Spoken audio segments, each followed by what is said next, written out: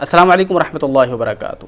امام ہو یا مقتدی، اگر امام صاحب کی عادت ہے نماز شروع کرتے وقت یعنی نماز کے اندر وہ کبھی ہاتھ داڑھی پر پھیرتا ہے، کبھی اپنے کرتے پر پھیرتا ہے، کبھی مطلب کہ وہ حرکتیں کرتا رہتا ہے، تو کیا اس سے نماز کے اندر کوئی خرابی پیدا ہوتی ہے یا نہیں ہوتی؟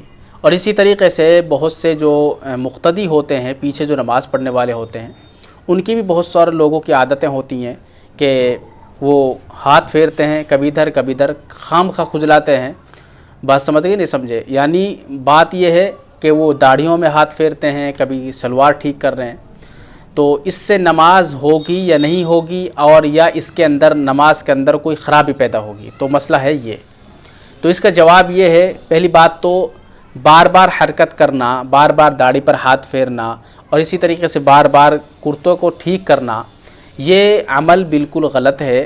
یہ فضول حرکتیں ہوتی ہیں، بات سمجھ گئی؟ فضول حرکتیں ہوتی ہیں، اور فضول حرکتوں سے ہمیں احتراز کرنا چاہیے، ان سے بچنا چاہیے، کیونکہ اگر ہم ان سے نہیں بچیں گے تو اس سے نماز کے اندر کراہت پیدا ہوتی ہے، نماز مکروہ ہوتی ہے، اور عمل کثیر ہو کر نماز کے اندر فساد کی نوبت آ جاتی ہے۔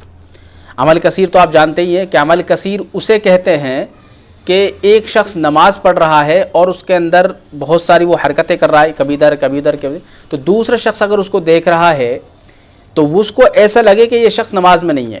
مطلب کہ عمل کثیر کا مطلب یہ ہے کہ وہ ایسا لگتا ہے کہ دور سے کھڑے ہو کر کہ وہ نماز میں نہیں ہے، تو یہ ہوتا ہے عمل کثیر، مطلب کہ نماز نہیں پڑھ رہا ہے، تو ایسی حرکتیں کرنا، تو اسے کہتے ہیں عمل کثیر۔ اس سے نماز کے اندر فساد پیدا ہو جاتا ہے، نماز ٹوٹ جاتی ہے۔ تو بہتر یہ ہے کہ ایسی حرکتوں سے، فضول حرکتوں سے ہمیں بچنا چاہیے، ورنہ نماز کے اندر خرابی پیدا ہوگی۔ تو عمل کثیر بھی اس کے اندر ہو سکتا ہے، اور اگر عمل کثیر اس کے اندر ہو گیا تو نماز خراب ہو جائے گی، نماز ٹوٹ جائے گی، پھر دوبارہ نماز آپ کو لوٹانی پڑے گی۔ اس لیے بہتر یہ ہے کہ امام کو اور مقتدیوں کو ان تمام چیزوں سے پرہیز کرنا چاہیے، فضول حرکتوں سے، تاکہ ہم اپنی نماز کو خشوع و خضوع کے ساتھ پڑھیں۔ نماز نہایت خشوع اور خضوع کے ساتھ پڑھنی چاہیے، کیونکہ جب تک ہم ایسی حرکتیں کرتے رہتے ہیں تو اس وقت تک ہماری نمازوں کے اندر خشوع و خضوع پیدا نہیں ہوتا۔ بات سمجھ گئے نہیں سمجھے؟ تو نماز کے اندر اس طریقے سے کھڑا ہونا چاہیے کہ یہ سوچیں کہ میں اللہ کو دیکھ رہا ہوں اور اللہ مجھے دیکھ رہا ہے، تو نماز کے اندر اس طریقے سے کھڑے ہوں، یعنی یہ سوچ رکھیں کہ اللہ مجھے دیکھ رہا ہے، میں اللہ کو دیکھ رہا ہوں، تو پھر ہمارے اندر الٹے سلٹے جو خیالات ہوتے ہیں وہ نہیں آئیں گے، اور ہمارے اندر، ہماری نمازوں کے اندر خشوع و خضوع پیدا ہوگا۔